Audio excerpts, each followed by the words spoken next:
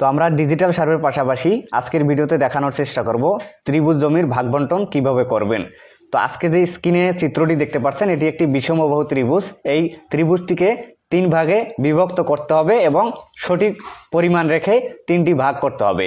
তা আসলে এখনও অনেক সার্ভেয়ার ভাই আছেন যারা ত্রিভুজের ভাগবণ্টনগুলি করতে পারেন না বা ত্রিভুজ জমি দেখলে তাদের মাথা নষ্ট হয়ে যায়। তারা আজকের এই ভিডিওটি সম্পূর্ণ দেখতে পারেন, ইনশাল্লাহ আপনিও খুব সহজেই ত্রিভুজ জমির ভাগবণ্টনগুলি করতে পারবেন। আসসালামু আলাইকুম, তৌহিদ ডিজিটাল ল্যান্ড সার্ভে অফিস থেকে আমি সার্ভেয়ার মোহাম্মদ তৌহিদুল ইসলাম। তো আজকের ভিডিওতে আপনাকে খুব সহজে খুব সুন্দরভাবে দেখানোর এবং শেখানোর চেষ্টা করব যে কিভাবে আপনারা ত্রিভুজ জমির ভাগবণ্টনগুলি করবেন। ত্রিভুজের ভাগবণ্টন করতে গেলে সবার প্রথম আমাদের জানা লাগবে যে এখানে আসলে কতটুক জমি আছে বা ক্ষেত্রফল আছে এবং আমরা কয়টি ভাগে বিভক্ত করব, কত শতাংশ করে বিভক্ত করব। তো এটি আমাদের জানতে হবে। তো এটা জানার জন্য আমরা রেফারেন্স ফর্মুলা ব্যবহার করে কিন্তু এই জমিটির হিসাব করতে পারি। তাছাড়াও রিমন স্যারের যে ভূমি জরিপ যে অ্যাপ্লিকেশনগুলি আছে সেটি ব্যবহার করেও কিন্তু আমরা হিসাবগুলি বের করতে পারি। তো এখানে দেখতে পাচ্ছেন বিষমবাহু ত্রিভুজের হেরেন্স ফর্মুলা ব্যবহার করে আমরা রিমন স্যারের যে অ্যাপ্লিকেশন আছে এখানে আমরা হিসাব করে নিব আসলে কতটুকু জমি আছে। তো আমাদের একটি বাহু আছে 80 ফুট এবং একটি বাহু আছে 103 ফুট এবং 3 নম্বর যে বাহুটি আছে সেটি হলো 138 ফুট। তো এখন যদি আমরা পরিমাপের উপরে ক্লিক করি তো এখানে দেখতে পাচ্ছেন আমাদের 9 শতক 39 অযুতাংশ জমি আছে। তা আমরা যদি এখন 9 শতক 39 অযুতাংশ বা 9 শতক 39 পয়েন্টকে আমরা 3টি ভাগে বিভক্ত করি, তো আমরা সর্বপ্রথম কি করব, এখানে আমাদের মোট জমিটা লিখে নিব, তাহলে সুবিধা হবে। তো আমাদের এখানে মোট জমি আছে 9 শতক 39 পয়েন্ট বা 39 অযুতাংশ। আচ্ছা, এখন আমাদের কি করতে হবে, এই জমিটা 3টি ভাগে বিভক্ত করতে হবে। তাহলে আমরা কি করব, 9.39 ভাগ 3। তো দেওয়ার পরে আমরা যখন ভাগ করব তখন আমাদের কত আসবে, 3 শতক 13 অযুতাংশ বা 3 শতক 13 পয়েন্ট। তো আমাদের ভাগ করতে হবে হলো 3 শতক 13 পয়েন্ট করে, প্রত্যেকটি জমি 3 শতক 13 পয়েন্ট করে। তো এখন কথা হলো আমাদের ভাগ বন্টনের যে সূত্রটি আছে বা ভাগ বন্টনের যে নিয়ম আছে ত্রিভুজ জমির, সেটি কি? সেটি হলো আমাদের বন্টনকৃত জমির যে বন্টন করবেন যে জমিটা, সেই জমিটা ভাগ করবেন আমাদের মূল জমি দিয়ে। তো এটি কিন্তু শতাংশ দিয়ে করা যাবে, তাছাড়াও কিন্তু এটার পুরো বর্গফুট বা স্কোয়ার ফুট বের করে কিন্তু আপনারা কাজগুলি করতে পারবেন, কিন্তু সবগুলি এক। তো এই কারণে আমি আপনাকে এখন দেখাবো আসলে আমরা যেহেতু কত ভাগ করব, 3.13। তো আমরা 3.13 ভাগ করব কত দিয়ে, মূল জমি অর্থাৎ আমাদের 9.39। তো আমরা যখন বন্টনকৃত জমি অর্থাৎ 3.13 এটাকে ভাগ করব আমাদের মোট জমি দিয়ে, মোট জমি কত এখানে 9 শতক 39 পয়েন্ট। তো আপনার ক্ষেত্রে কিন্তু ভিন্ন ভিন্ন হবে, এটা আমি বোঝানোর সাপেক্ষে আপনাদের ত্রিভুজ একটি অঙ্কন করে দেখাচ্ছি। তো তারপর যে মানটি আসবে এই মানটি আমরা নোট করব। তো এই মানটি আমাদের কত আসছে, 0.33। এভাবে অনেকগুলি পয়েন্ট আছে, তো আপনারা এগুলি কি করবেন, নোট করবেন। আচ্ছা, এখন নোট করার পরে এটাকে আপনি কি করবেন, রুট করবেন আগে। তো এখন যদি আমরা এটাকে রুট করি, তো দেখেন এখন এই যে রুট করে দিলাম, আমাদের 0.3333 এভাবে আসছিল। এটাকে আমরা যখন রুট করে দিলাম তখন আমাদের একটি মান আসছে, দেখেন এখানে 0.573502691896 তো এই মানটি আমাদের কিন্তু খুবই গুরুত্বপূর্ণ একটি মান। তো এই মানটি আপনারা কি করবেন, এক সাইডে লিখে রাখবেন। এই মানটি কিন্তু আপনাদের সবসময় দরকার পড়বে। তো আমরা এই মানটি লিখে রাখতেছি 0.573502691896। তো এইভাবে এই মানটি আপনার লিখে রাখতে হবে। এখন কথা হলো এই মানটি কোন কাজে লাগবে। তো এই মানটি দিয়ে মূলত আমরা ভাগ বন্টনগুলি করতে পারবো, একদম কারেক্ট একুরেট পয়েন্টে গিয়ে কিন্তু আমাদের ভাগ বন্টনটি হবে বা কারেক্ট পয়েন্টে কিন্তু আমরা একবারেই যেতে পারবো। তো দেখেন, তো এখন কথা হলো আমরা যেহেতু 3 শতক 13 পয়েন্ট জমি এই দিক থেকে আলাদা করব, দেখেন যেহেতু ত্রিভুজের ভাগ বন্টন, তো আমরা যেহেতু উপর থেকে আলাদা করব, তো সেক্ষেত্রে আমাদের উপর থেকে মাপগুলি নিতে হবে। তো আমরা যদি নিচ থেকে যদি আলাদা করি তো সেক্ষেত্রে কিন্তু ত্রিভুজের বন্টন হলো না, আমরা উপর থেকে আসবো, অর্থাৎ ত্রিভুজ হয়েই কিন্তু এই ভাগ বন্টনটি করব। তো দেখেন আমরা 3 শতক 13 পয়েন্ট জমি আলাদা করব। তো এটার জন্য সর্বপ্রথম কি করতে হবে, দেখেন এখানে যদি আমাদের 3 শতক 13 পয়েন্ট জমি থাকে, এখানে 3 শতক 13 পয়েন্ট জমি থাকে এবং এখানেও 3 শতক 13 পয়েন্ট জমি থাকে, তাহলে আমাদের মোট জমিটা মিল হচ্ছে। তো এখন কথা হলো এইখান থেকে আমাদের এখানে কত ফুট আসতে হবে সে বিষয়টা আমাদের বের করতে হবে। তো আমরা যে মানটি এখানে পেয়েছিলাম 0.57735 আর অন্যান্য সংখ্যাগুলি, তো এদিকে আপনারা কি করবেন, গুণ করবেন কত দিয়ে, এই যে আপনাদের যে বাহুটি আছে 103, তো 103 দিয়ে যখন আপনারা গুণ করবেন, দেখেন 103 দিয়ে গুণ করলে আপনাদের কি আসছে 59.467, অর্থাৎ আপনারা দশমিকের পরে যে 3 নম্বর সংখ্যাটি আছে এটি 5-এর ঊর্ধ্বে হলে আমরা 1 ধরিনি, অর্থাৎ আমাদের 59.47, তো 59.47 হলো আমাদের ফুট। তো আমরা কি করব, এখানে 59.47। আচ্ছা, এখন আমরা কি করব, আবারও এটা কেটে দিব, দেওয়ার পর আমাদের এইদিকের যে বাহুটি আছে এটি হলো 80 ফুট, তো আমরা 80 দিব। 80 দেওয়ার পর কত আছে 46.18, 3 নম্বর সংখ্যাটি 8, অর্থাৎ আমরা 1 ধরে নিতে পারি বা 18 লিখতে পারি, সমস্যা নেই। 18 হলে আমাদের সমস্যা নেই, এবং 19ও ধরা যায় যেহেতু আমাদের 5-এর ঊর্ধ্বে আছে, তাহলে 46.19। তো আমাদের এটি হলো 46.19। আচ্ছা, এখন 46.19 এখানে। এখন আমরা যখন সরজমিন যখন হিসাব করব তখন কিন্তু আমাদের এই বাহুটা কিন্তু ফিতা টান দিলেই বের হয়ে যাবে, কিন্তু না, আমরা যেহেতু খাতা কলমে শিখতেছি তাহলে এই বাহুটা আমাদের কত সেটাও বের করতে হবে। তো সেটা বের করার জন্য আবারও আপনারা ওই সেম পয়েন্ট দিয়ে দেখেন, আপনারা খুব ভালোভাবে ভিডিওটা দেখবেন, ত্রিভুজের জমি তো খুব সুন্দরভাবে ভালোভাবে মনোযোগ দিয়ে ভিডিওটি দেখলে আপনি খুব সুন্দরভাবে এই বন্টনটি করতে পারবেন। এখন আমাদের নিচে যে বাহুটি আছে সেটি হলো 138 ফুট, তো আমরা যদি 138 ফুট দিয়ে এটাকে গুণ করি তাহলে আমাদের কত আসতেছে 79.67, তাহলে 79, এখানে 79.67, তাহলে আমাদের 79.67, 46, 19 এবং 59.47। তা আমরা যে মানটি এখানে পেলাম, তো এটি কিন্তু আমরা যদি এখন হিসাব করি তাহলে আমাদের 3.13% জমি আলাদা করতে সক্ষম হয়েছি। তা আমি যদি আবারও আপনাদের একটু দেখাই, যে ক্যালকুলেটরটা আছে, এই ক্যালকুলেটর দিয়ে যদি আমি দেখাই, তো দেখতে পাচ্ছেন একটি হেরন ফর্মুলার বিষমবাহু ত্রিভুজের যে ক্যালকুলেটর, এটা বের করছি। তো আমাদের এখানে প্রথম যে বাহুটি বের করছি আমরা কত 59.47, এবং দ্বিতীয় যে বাহুটি আছে 46.19। তো তারপরে আমাদের যে বাহুটি আছে তৃতীয় বাহুটি বা নিচের বাহুটি, এটি হলো 79.67। আচ্ছা, এটি দেওয়ার পরে আমরা যদি পরিমাপের উপর ক্লিক করি তাহলে দেখেন, এই যে দেখেন আপনারা দেখতে পাচ্ছেন এখানে 3.13% জমি এখানে কিন্তু আমরা আলাদা করতে সক্ষম হয়েছি। তো আশা করছি বুঝতে পারছেন। এখন আমরা কি করব, 2 নম্বর যে জায়গাটি আছে বা এই যে প্লটটি আছে, এই প্লটে আমাদের সেমভাবে 313 জমি আলাদা করে দিতে হবে। তো এটি দেওয়ার জন্য আমাদের কি করতে হবে, ভিডিওটা খুব মনোযোগ সহকারে দেখবেন।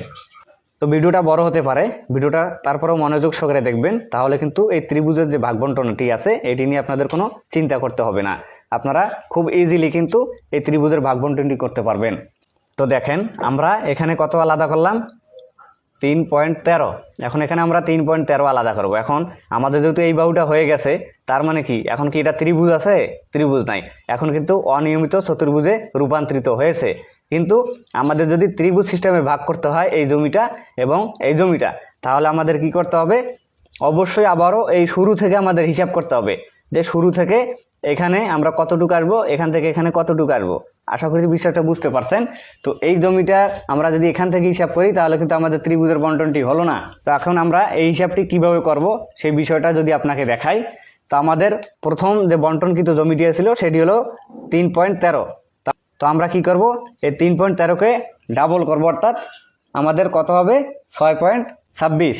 তো আমরা যদি এই যে দেখেন 3.13 যোগ আবারও আমরা 3.13, বুঝছেন, আমরা গুণ করলেও পারতাম, তো আমরা প্লাস করলাম, এখানে দেখেন 6.26, তাহলে এখানে যেহেতু 3.13 এখানেও 3.13, তাহলে আমাদের 6.26। আমরা যদি 6.26 দিয়ে যদি আবারও হিসাব করি তাহলে কিন্তু আমাদের মানগুলি যেগুলি আসবে এগুলি থেকে এগুলি মাইনাস করলে কিন্তু আমাদের এখানে 3.13 আলাদা হবে, তারপরে অটোমেটিকলি এখানে 3.13 থেকে যাবে। তারপরে আপনারা যদি ত্রিভুজ করে এটাকে হিসাব করেন তাহলে কিন্তু দেখবেন যে আপনাদের 3.13 জমি এখানে রয়েছে।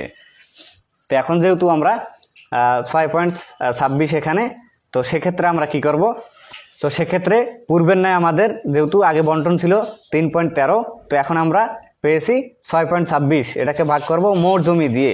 তো মোট জমি আমাদের 9.39 মোট জমি। তারপরে এটাকে কি করব, আমরা আবার রুট করব। দেখেন আবার রুট করব, রুট করার পরে আমাদের কিন্তু আবারও একটি মান চলে আসবে যা এই মানটা সে ভিন্ন। তো আমরা কি করব, এই মানটি আবার এখানে লিখব 0.81 64 96, এভাবে পূর্ণ মানটা আপনারা লিখবেন। আমি যেহেতু ক্যালকুলেটরে রেখে দিচ্ছি তো সে কারণে আমি খাতাতে লিখছি না। তো এখন আমরা কি করব, আবারও আমাদের এই যে 103 ফুট জমি, তো এখান থেকে আমরা গুণ করব এই পয়েন্ট দিয়ে 103।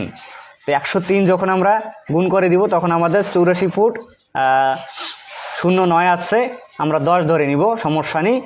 তাহলে আমাদের এখানে কত, 84 ফুট, হ্যাঁ আপনাদের হলো 10, আচ্ছা 84 ফুট 10 আমরা আপাতত বের করে নিচ্ছি।